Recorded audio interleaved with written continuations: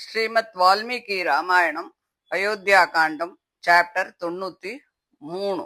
பரதன் ராமன் இருக்கும் இடத்தை தேடி போயின்னு இருக்கார். வழியில மிருகங்கள் அந்த சைன்யங்களோட உபதிரவத்தை எல்லாம் தாங்க முடியாம கூட்டம் கூட்டமா வேறு இடத்துக்கு ஓடி போயிடுறது.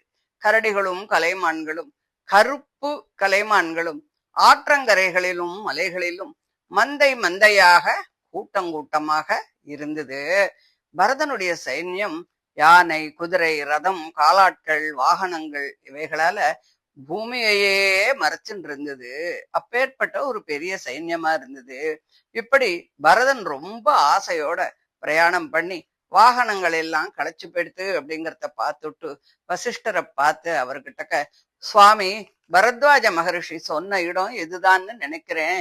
இதோ சித்திரக்கூட மலை தெரியறது, இதோ மந்தாகினி நதி இருக்கு, இதோ தூரத்துல கருத்த மேகம் போன்ற ஒரு காடு தெரியறது, மலை தாழ்வரைகளில மலைகளை போன்ற நமது யானைகள் சிரமமில்லாம ஏறத்த பாருங்கோ, மகிழ மரங்கள் சைன்யங்களால் அசைக்கப்பட்டு மழை கொற்றத்தை போல மலர்களை எல்லாம் உதுத்து கொற்றத்த பாருங்கோ, சுறா மீன்கள் சமுத்திரத்துல துள்ளி விளையாடுறத போல இந்த மலையில மான்கள் நாலாபுறத்திலையும் துள்ளி விளையாடின்னு இருக்கு.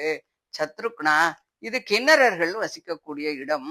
மான்கள் நமது சைன்யத்தால துரத்தப்பட்டு ஓடுறத பாரு.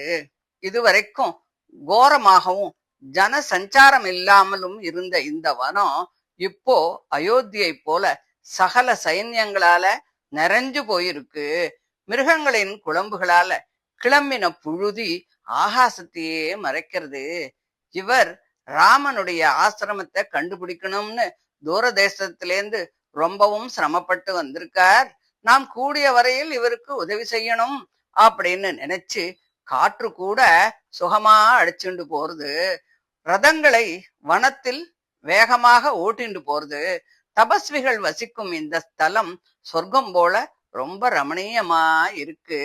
நமது சைன்யம் அந்த மகா புருஷர்கள் இருக்கும் இடம் தெரியும் வரையில் இந்த வனத்துல தேடின்னு இருக்கட்டும் அப்படின்னு சொன்னார்.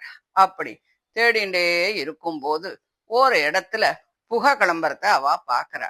உடனே பரதன் கிட்ட ஓடி வந்து, சுவாமி, மனுஷர்கள் இல்லாத இடத்துல புகை வர்றதுக்கு எந்த நியாயமுமே இல்ல, ராமலட்சுமணர்கள்லாம் அங்கேதான் இருக்காளோன்னு எங்களுக்கு தோணுறது.